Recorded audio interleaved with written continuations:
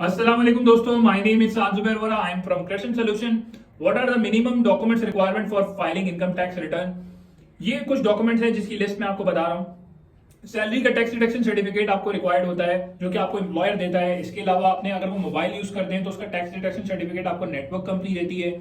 और अगर आपने म्यूचुअल फंड में इन्वेस्टमेंट की हुई है तो उसमें जो प्रॉफिट आ रहा है उसके ऊपर जो टैक्स कटता है वो आपको डॉक्यूमेंट बैंक प्रोवाइड करेगा। सेविंग अकाउंट के ऊपर जो टैक्स कटा है उसका मतलब बैंक से आपको बैंक स्टेटमेंट भी लेनी पड़ेगी और टैक्स डिडक्शन सर्टिफिकेट भी लेना पड़ेगा, आइदर वो सेविंग अकाउंट पे हो या फिर आपको म्यूचुअल फंड में हो। इसके अलावा अगर आपने कोई गाड़ी की रजिस्ट्रेशन करवाई है ड्यूरिंग द फिस्कल ईयर तो उसके ऊपर जो टैक्स कटा है वो भी आपको प्रोवाइड करना पड़ेगा। और अगर आपने कोई प्रॉपर्टी परचेस की है तो वो भी आपको प्रोवाइड करना पड़ेगा उसका टैक्स। तो ड्यूरिंग द फिस्कल ईयर जो भी टैक्सेस हैं वो आपको इन्फॉर्मेशन प्रोवाइड करनी पड़ेगी।